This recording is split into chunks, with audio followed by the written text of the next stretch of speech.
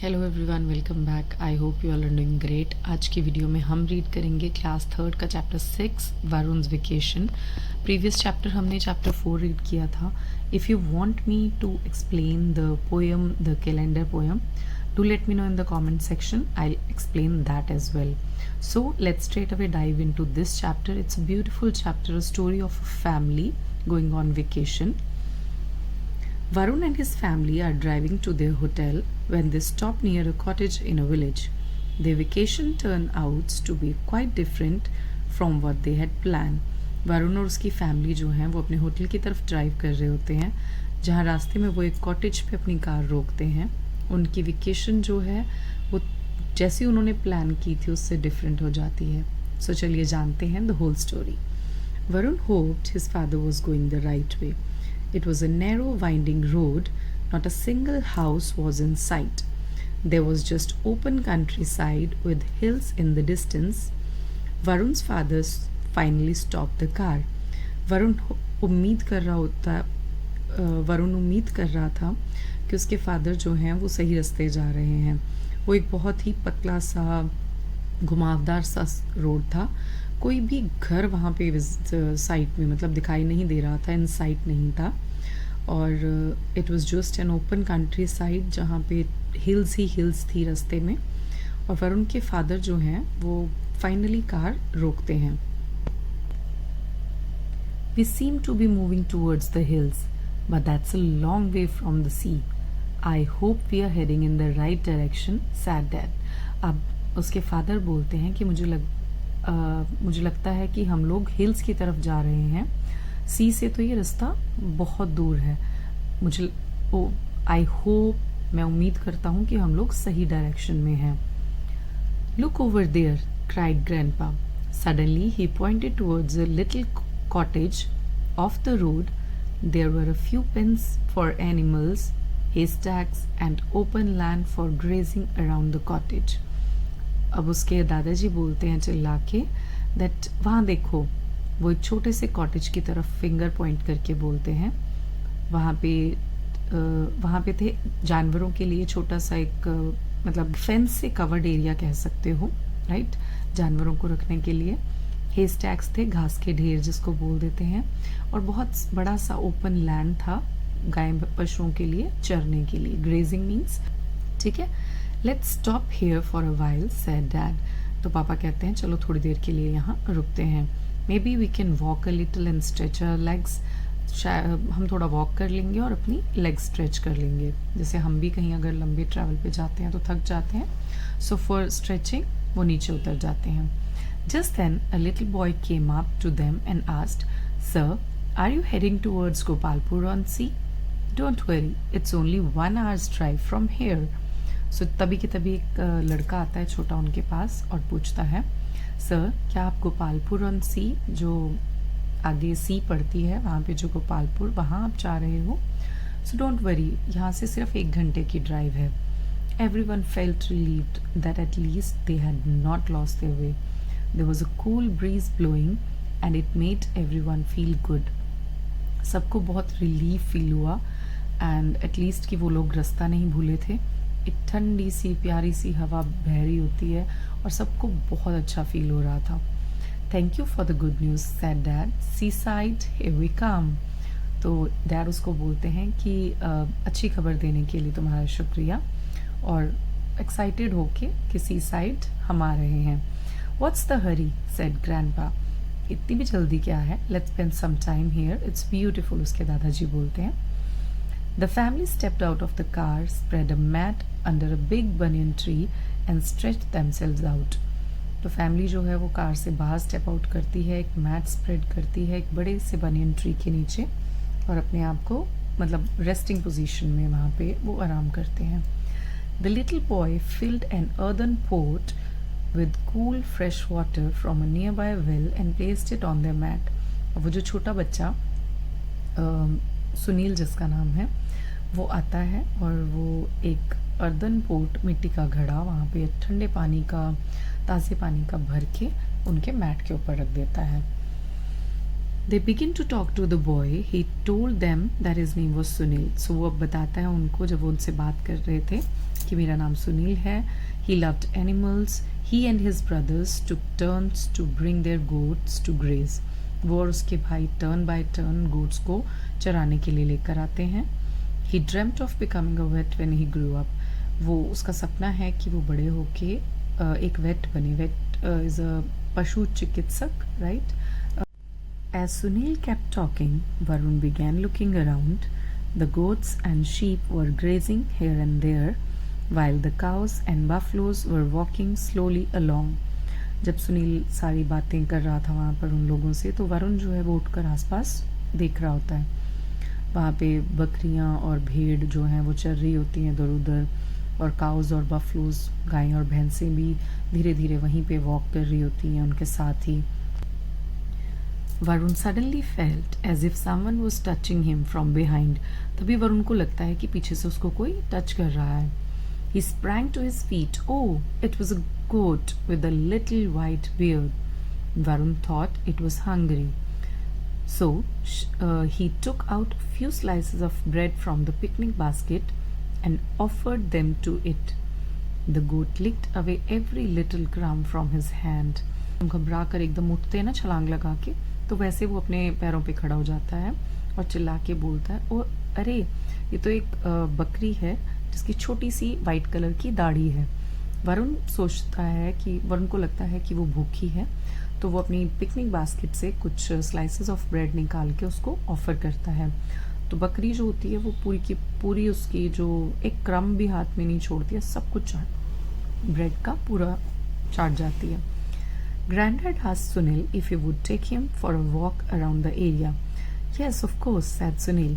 अब ग्रैंडडैड सुनील को बोलते हैं कि अगर वो उनको एरिया का वॉक करवा सके, तो सुनील एग्री कर जाता है.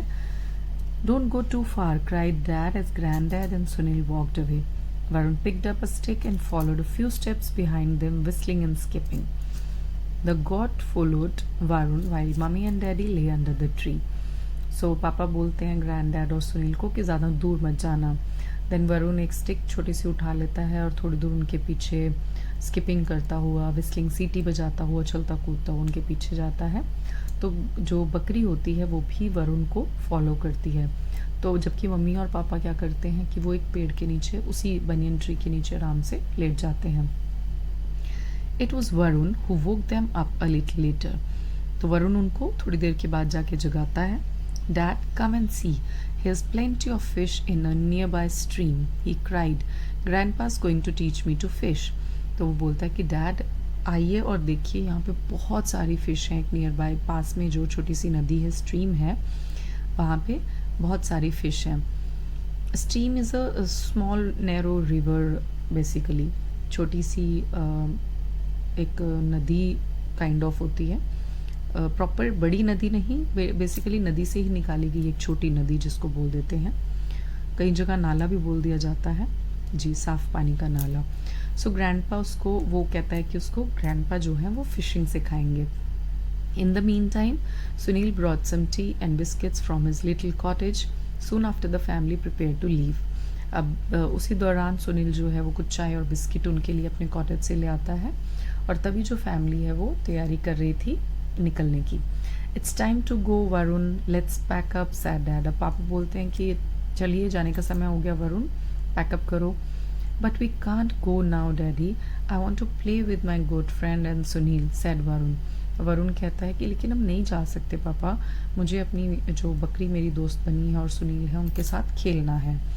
We have spend a lot of time here, Varun की मदर बोलती है. सॉरी, नो मोर, हम बहुत टाइम से मतलब बिता चुके हैं यहाँ पे. His parents turn to go. तो उसके पेरेंट्स मुड़ते हैं जाने के लिए. But grandpa said we should go fishing, besides Sunil has invited me to stay in his cottage. Mummy please let's stay back, said Varun close to tears. अब grandpa बोलते हैं कि हम फिशिंग जा सकते हैं, और इसके अलावा सुनील ने भी मुझे इनवाइट किया अपने कॉटेज में रहने के लिए.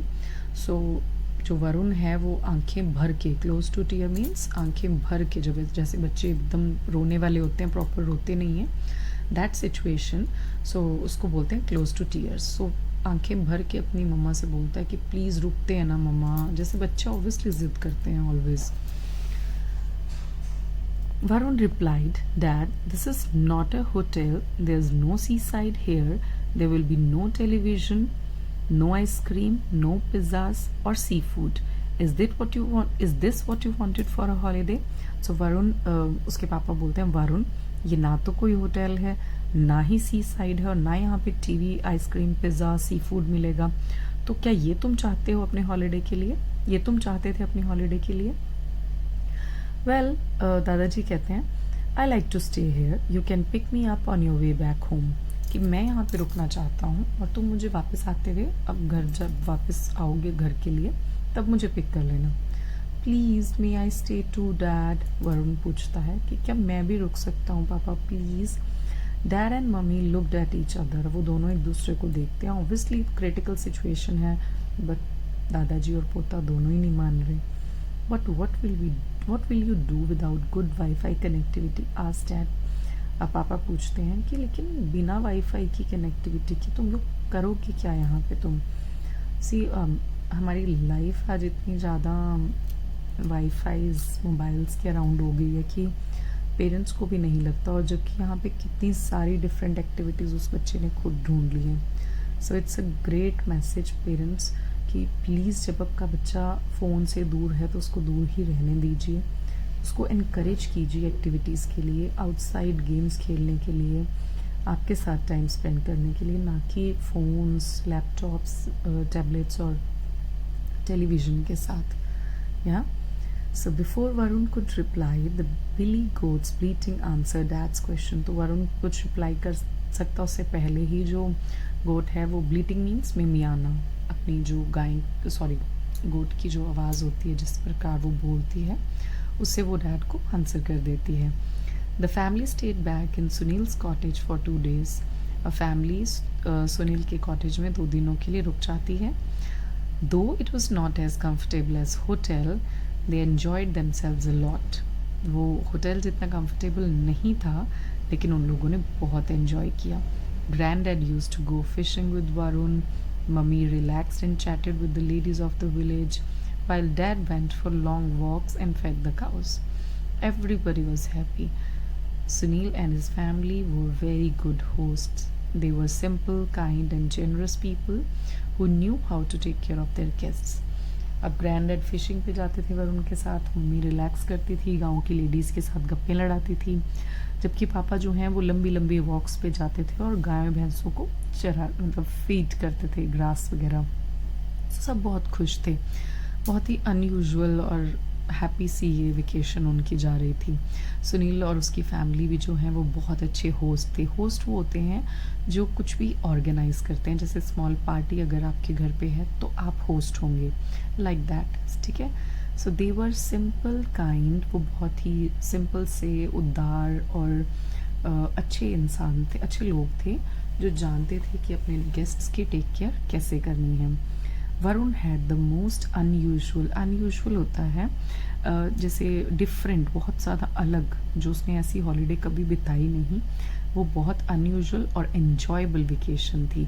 एक होता है डिफरेंट लेकिन थोड़ी बुरी, लेकिन ये अनयूजुअल डिफरेंट थी लेकिन बहुत ही एन्जॉयबल वेकेशन थी उसकी लाइफ की. So I hope you love this chapter and its beautiful pictures in this chapter. So if you like my efforts, then do subscribe the channel, share it with your needy friends and like the video. या मैं देखती हूँ कि likes बहुत कम है. Please like कीजिए, comment कीजिए. I need your appreciation. Thank you so much for watching.